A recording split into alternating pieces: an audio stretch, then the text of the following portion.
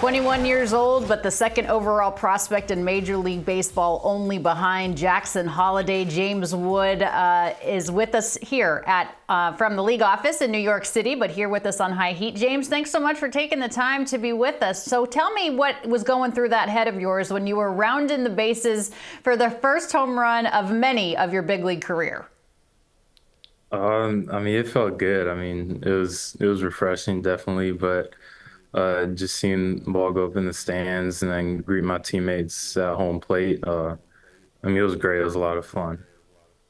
I would imagine that this is something that you've dreamed of your whole life, obviously, making your major league debut and hitting a home run in the show. How did the anticipation of the debut match the reality of your debut? How did they compare? Um, it was the debut was a lot different. I mean, obviously, like you kind of play it out in your head a lot of times, but you don't really get to feel it out there like the crowd and how like into it everybody is. So, it was just fun embracing all of it. You spent more than 1,400 innings in center field. In fact, 1,442 as a center fielder, and so far all of your big league action has come in left field. What's that transition been like for you, and how did you find out that you were going to be in the show, but also in left field instead of center? Yeah, it's just kind of getting a little more comfortable out there. I mean, I played a little bit in AAA before I came up, so just learning, just asking questions, just trying to get better every day. What's been the biggest adjustment? Is it just the amount of ground you have to cover? Obviously more in center field than in left field. Is it, reading the ball off the bat? What's been the biggest adjustment going from center to left? Yeah, the read's definitely a little bit different, and then just how the ball spins. It's always going to the line. You never really, well, you get a few with true spin, but a lot more top spin and side spin for sure. All right, so you make your major league debut. You are a left-handed hitter, but you make your debut against a lefty. What type of confidence does that say that Davey Martinez has in your ability? Um, I don't know. I mean, I feel like if you want to be like a one of the best players, like everyone aims to be, I mean, I feel like especially as a left-handed hitter, you got to be able to get it done against both sides. So, um, that's what we're trying to do, and just trying to get more comfortable against lefties and all that.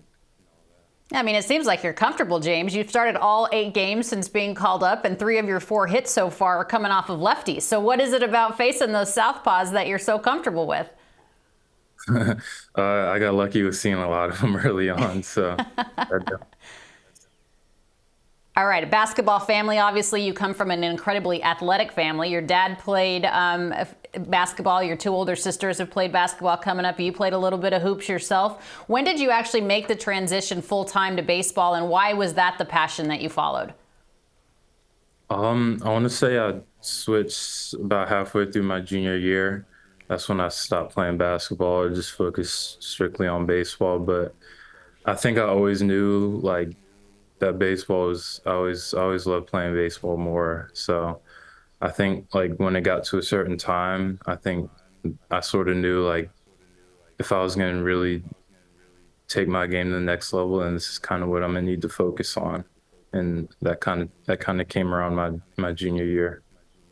Okay, you have a good comparison here. You're 6 foot 7 inches tall. That's a big man out there in the outfield. Aaron Judge is the same as far as that is concerned, and I know that he is somebody that you admire. I mean, obviously, you guys are both outfielders in the show. What is it about the way that Aaron goes about his business that makes you want to kind of perhaps follow in his footsteps?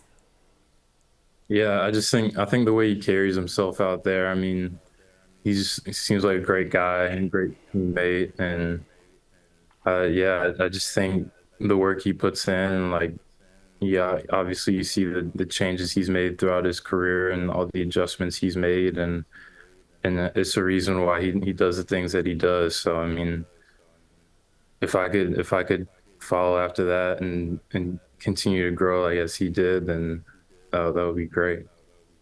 Yeah, no question about it. That's a good role model to have. One thing I like about you, James, is you seem like you're a pretty well-rounded player. Coming into the season, you were named best defensive outfielder as well as best power hitter in the national system. That's according to Baseball America, and they know what they're talking about. How much pride do you take in having a complete game? It's one thing to come up and be a guy that's known for power. It's a whole other thing to come up and be able to do it with the glove as well. Yeah, I think there's a lot of times when your bat might be struggling a little bit, and I think when that happens, you got to find other ways to help your team win. So I take a lot of pride in that, just being able to help my team on the field and in as many ways as possible.